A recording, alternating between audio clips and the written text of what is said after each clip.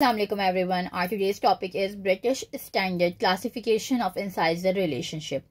तो बेसिकली आज हमने जो है वो इंसाइजल क्लासिफिकेशन पढ़नी है. In last video we have discussed about the angle classification of malocclusion, जो कि मोलर क्लासिफिकेशन कहलाती है, क्योंकि उसमें हमने अपना स्टैंडर्ड जो है वो मोलर्स को बनाया था.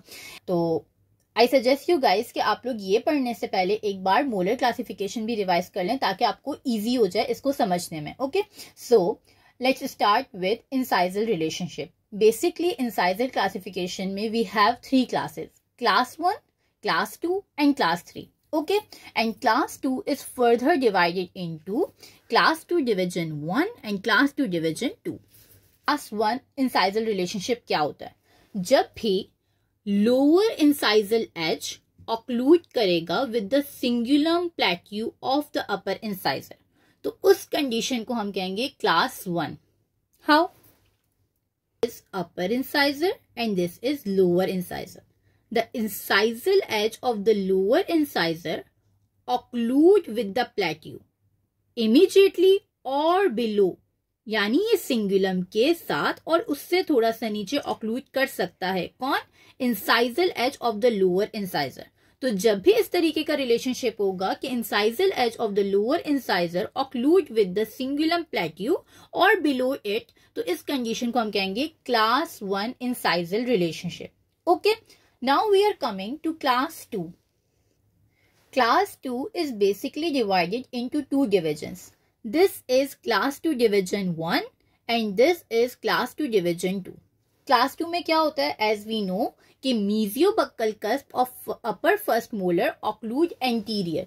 ये वाला मीजियोबक्कल कस्प मीजियोबक्कल ग्रूव में नहीं होता लोअर मोलर के, बल्कि it placed anterior to it. ठीक है, तो इन दोनों पिक्चर्स में ये चीज सिमिलर है कि हमारे पास ये क्लास 2 है. इट मीन्स के maxilla is prognathic while mandible is retruded, और मैक्सिला इज प्रोट्रूडेड और mandible is retruded. Okay, but यहाँ पे जो फर्क नजर आ रहा है वो आ रहा है इनके इंसाइजर्स में. एज से that all the four incisors are procline in class 2 division 1, while in class 2 division 2 the central incisors are retrocline while the lateral incisors are procline. ठीक है, अब इस हिसाब से हम class 2 divisions पढ़ेंगे. Lower incisal edge lie posterior to the cingulum plateau of upper incisor, यानी lower incisal edge is placed behind the cingulum of upper incisor, यानी there is a gap between the upper incisor and the lower incisor. ठीक है, in class 2 division 1 this is more, यानी यहाँ पे gap ज्यादा है. but as you can see here कि in class 2 division 2 हमारे पास central incisor retrocline है. तो यहाँ पे दो कंडीशंस हो सकती हैं. हो सकता है कि ओवरजेट कम हो या फिर ओवरजेट ज्यादा हो. What is overjet? Basic central incisor और लोअर सेंट्रल इंसाइजर के बीच का डिस्टेंस होता है हॉरिजॉन्टल डिस्टेंस, उसे हम ओवरजेट कहते हैं. तो व्हाट वी कैन से कि भाई हमारे पास जो क्लास 2 डिविजन 1 है इसमें ओवरजेट इंक्रीज होगा, और क्लास 2 डिविजन 2 के अंदर ये ओवरजेट इंक्रीज भी हो सकता है और it may be decreased. Okay, as you can see here, यहाँ पे क्लास 2 डिविजन 1 में क्या कंडीशन है कि हमारे पास जो अपर इंसाइजर है दे आर मोर प्रोक्लाइन.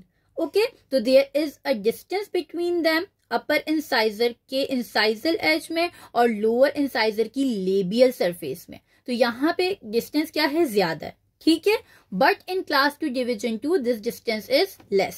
ठीक है, so this is about the class 2 divisions. Class 2 division 1 in which all the four incisors are procline, and class 2 division 2 in which the central incisors are retrocline while the lateral incisors are procline. Okay, now we are coming to class 3. As we have discussed in molar classification के class 3 maxilla is retruded while a mandible is protruded. It means कि हमारे पास maxilla जो है वो थोड़ी सी पीछे होगी और मैंडिबल जो है वो थोड़ा सा आगे होगा. इट मीन्स कि मीजियोबक्कल कस्प जो फर्स्ट मोलर का होता है, अपर फर्स्ट मोलर का, वो मीजियोबक्कल ग्रूव के डिस्टली आता है, यानी वो पीछे चला जाता है. सही है, तो इट मीन्स कि जो लोअर इंसाइजर्स हैं वो इस कंडीशन में क्या हो जाएंगे? आगे आ जाएंगे. हो सकता है वो एच टू एच कॉन्टेक्ट बना लें, हो सकता है कि वो नीचे से आगे आ जाएं। तो क्लास 3 रिलेशनशिप क्या है कि the lower incisal edge lies anterior to the cingulum plateau of upper incisor. पे अपर इंसाइजर के सिंगुलम पे लोअर इंसाइजल एज मौजूद नहीं है, but it is placed anterior to it, ये इसके आगे मौजूद है। सही है। अब दो कंडीशंस हो सकती हैं। हो सकता है कि अपर इंसाइजर और लोअर इंसाइजर दोनों इस तरीके से ऑक्लूड करें, यानी edge to edge, this is called edge to edge bite. ठीक है। और ये भी हो सकता है कि अपर इंसाइजर से आगे चला जाए lower incisor, like this. So it is known as reverse overjet. Overjet हमने क्या पढ़ा था कि अपर इंसाइजर की इंसाइजल एज और लोअर इंसाइजल की जो लेबियल सरफेस है, इसके बीच में जितना डिस्टेंस होगा उसे हम ओवरजेट कहेंगे, right. But in this condition हमारे पास ओवरजेट क्या हो गया, बिल्कुल खत्म हो गया। हो सकता है कि आपके पास ओवरजेट 0 और it may be in negative, जिसे हम कहते हैं रिवर्स ओवरजेट, यानी ये ऑपोजिट चला गया। Let's summarise it. हमने क्या क्या पढ़ लिया कि हमारे पास इंसाइजल क्लासिफिकेशन जो है वो ब्रिटिश स्टैंडर्ड क्लासिफिकेशन है। देन हमारे पास इसके अंदर 3 क्लासेस होती हैं, class 1, class 2 and class 3। In class 2 we have further 2 divisions, class 2 division 1 and class 2 division 2। While class 1 incisal relationship में क्या होगा, हमें लोअर इंसाइजल एज ऑक्लूड करेगा अपर के सिंगुलम के साथ। इन क्लास 2 डिवीजन 1 में क्या होगा, क्योंकि हमारे पास चारों इंसाइजर जो है वो प्रोक्लाइन है, तो उसकी वजह से ओवरजेट ज्यादा हो जाएगा और ये हमारे पास सिंगुलम से पीछे आ जाएगा। ठीक है।